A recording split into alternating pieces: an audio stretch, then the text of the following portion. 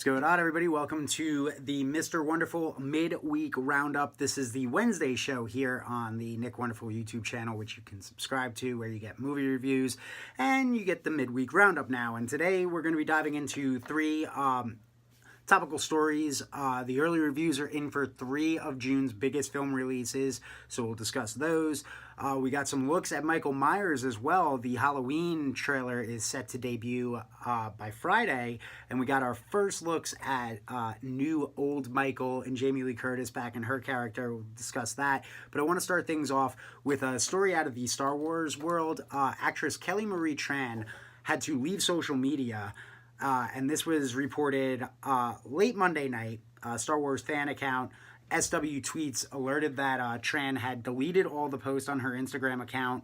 The only thing left was the black and white photo and her bio that reads, "Afraid but doing it anyway." And the reason she got rid of it is since The Last Jedi came out, and a little bit even before The Last Jedi came out, but more so once the film was released, for the months from the time it was released to just this past Monday when the account was deactivated or at least rebooted by her, she has been getting a lot of hate. And this is sickening because the stuff that's been happening is basically people have been attacking her character, her ethnicity, because she is an Asian woman of color and of, I don't even want to say difference because we're all the same people, and that's kind of what makes this really sickening, but because she's a female character of color and difference within this vast universe of Star Wars, when that's what Star Wars is. That's what it is. It's a vast universe of many different people, many different creatures, many different races, many different genders, many different aliens. The fact though that there are people that, I get it, people hate The Last Jedi, and Star Wars has become this very divisive film franchise to the point where you can't just not like a Star Wars film. You have to hate that Star Wars film, and God forbid your opinion differs from anybody else on the internet. God forbid I say, I enjoyed Solo. How the hell could you do that? People are going to attack you, and I get that Star Wars has become that divisive franchise that people just kind of seem to, you have to be on one end of the spectrum. You either love it or you hate it. And if you loved it, you're wrong because you should have hated it. And if you hated it, you're wrong because you should have loved it. And I get that that's what it's become. But to attack an actor, somebody who's making their living, to come after them personally, to attack the character they portrayed in the film, to attack their looks, to attack everything about them, because you didn't like a movie, you're not a fan of Star Wars. You're not a fan of that franchise, and don't dare call yourself one of those, because all you are is a perpetrator of hate. That's what you are. You are somebody that's pushing hate, promoting hate, and is just a hateful, spiteful person. And guess what? I'm pretty sure the Star Wars universe even taught you that hate leads to, that anger leads to hate. Hate leads to anger. Anger leads to, the whole Yoda speech. I can go through it. I'm forgetting it because I'm kind of annoyed right now, because this story fires me up and it annoys me because this shouldn't be what we do. Social media is a great tool, especially if you use it correctly. But there are people out there that do not use it correctly, and you are the people that are doing things like this, and you are the people that are making social media an unfun place to be. And I feel bad for her, because say what you want to say about The Last Jedi. You liked it, you didn't like it, you thought Rian Johnson should never have control over another Star Wars film again, or any aspect of the franchise again. That's great. You can do that. You can disagree.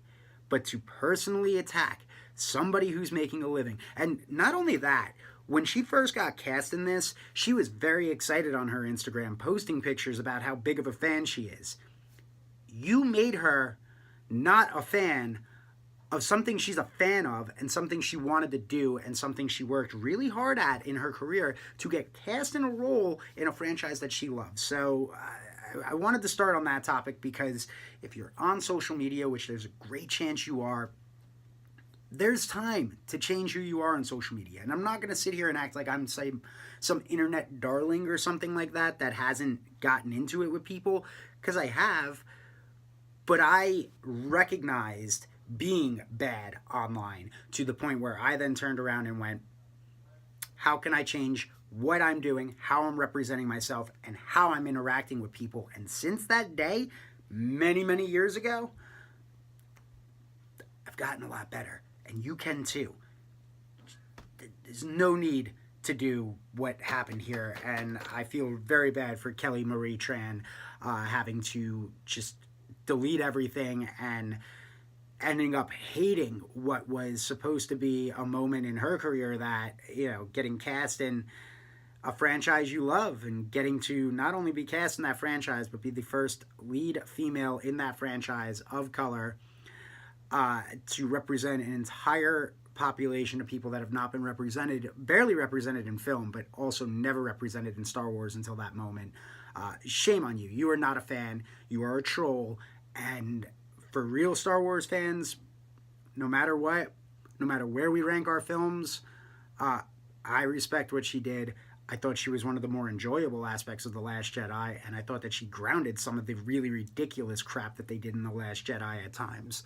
But moving on from that, better things are afoot, so to say, or going to be stabbing you in the back at some point soon. Jason Blum took to his Twitter. He announced that the Halloween trailer will be released by Friday of this week, so you'll see it by the end of this week. It looks like it's going to be attached to the new movie Heredity coming out on Friday as well, or Thursday early screenings. So horror movie trailer attached to a horror movie makes sense. But we got to see the early release pictures, so there are a couple images that are out. I'll share one of them with you right now. There it is. And you can see we've got an old-looking Michael Myers. I love what they did with the mask. They took the old mask. They made it look a little bit like it had just kind of melded into his face and wrinkled into his face, which was really cool. But yeah, this is a film that, according to the official report, in the film, Jamie Lee Curtis returns to her iconic role of Laurie Strode, and we get a picture of seeing Jamie Lee as old lady Laurie, is how I'll start calling her. But she comes to her final confrontation with Myers, Michael Myers, the masked figure who has haunted her since she narrowly escaped her killing spree on Halloween night 4 decades ago. Judy Greer will be playing her daughter Karen Strode, and Andy Matichak. I know I butchered your last name. I'm sorry. She's going to play Allison, the granddaughter of Laurie Strode. So basically, it's going to be a direct sequel to John Carpenter's original film, just ignoring all the other sequels completely, or most of what we know from the other sequels, because we haven't gotten a clear-cut definitive from Danny McBride. I know they said it will be a direct sequel, no reference, and then it was, well, we'll give nods here and there to all the other films in the franchise. I just hope that there's no nod to Kung Fu Michael, unless, like, some reality show TV producer guy is like, I'm gonna kung fu you, Michael, and Myers just looks at him, grabs him, stabs him, then looks at the camera and goes, kind of as a, sorry we ever did that with Busta Rhymes, but I digress. These images, though, were really cool. They got me more excited for the trailer coming out later on this week, got me more excited for the film as well, because we finally got to see, as I mentioned, Jamie Lee Curtis back in that role that made her the icon and the scream queen that she went on to become. I love the look of Michael looking like he's old and battered and just been through hell and back, because he's putting people through hell and back. But I definitely think releasing a couple of these images was good. If you haven't seen them again, I'll share the image again. And there you have it. So look forward to that come this weekend. You'll have your full first look at Michael Myers' return to the Halloween franchise from Jason Blum and Danny McBride and company, which then takes us into some early reviews, because they are out. Jurassic World 2 was screened recently for the press. Incredibles 2 and Ocean's 8 got its reviews. As far as, and we'll go down in order from the release date, so I'll start with Ocean's 8, which comes out this Friday. So far, it's getting a lot of mixed reviews from the people that saw it. They're calling it light, fluffy, a good heist flick, but reminding you that this is, as well, the 4th film in the Ocean's film franchise. One of the reviewers also mentioned that it's missing that Soderbergh feel to it, which is just that capability of enhancing certain aspects of it when you kind of know what's happening in the heist film. But either way, getting some mixed reviews. Incredibles 2 is the next one we'll tackle because that does come out next weekend. And this is the one that's getting the best reviews so far and the best initial reaction. Everybody seems to say that this is just a great sequel. Slick bundle of fun. It enhances the world that we know from the first film while diving further into the characters and enhancing the characters, and that's something a lot of sequels tend to not go to, and they tend to kind of repeat the treads of the first film, the whole beats. Another reason why I circle back to The Last Jedi thing in a moment, why I hated certain moments of The Last Jedi, because I felt they told me the same Finn story that I already saw in The Force Awakens again.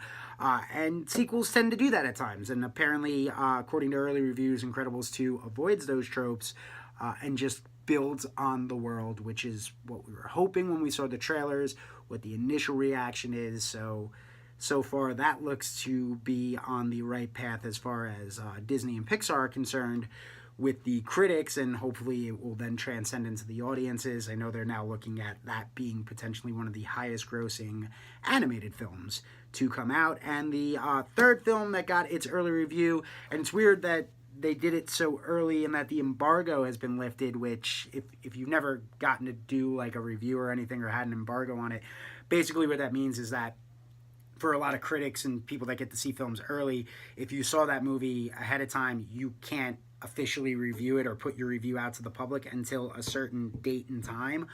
And usually that's like 2 days before the movie comes out, because studios don't want you to see a film and then it has bad press for a whole week or two leading up to the release. But Jurassic World 2 did its screening way ahead of its release. I mean, granted, it will be out worldwide. I think this weekend it opens in a lot of markets overseas, because America is one of the last markets to actually get Jurassic World 2 to open.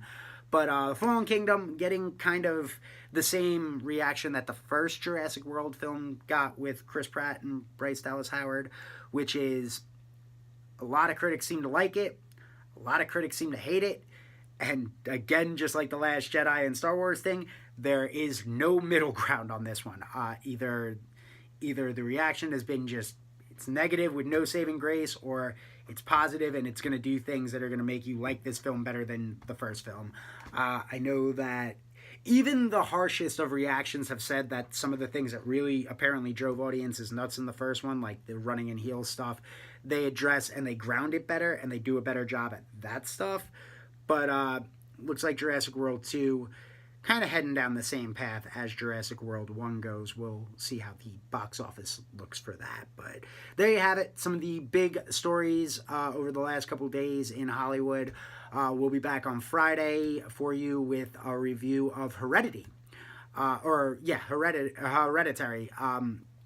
We'll be reviewing that for you on Friday. Also have an Ocean's 8 review up for you by the weekend as well. But there you have it. Again, make sure you subscribe, give a follow on Twitter. I tweet a lot about more movie stuff than just this 3 rundown here at wonderful_radio. And until next time, guys, have a great rest of the week and enjoy the movies.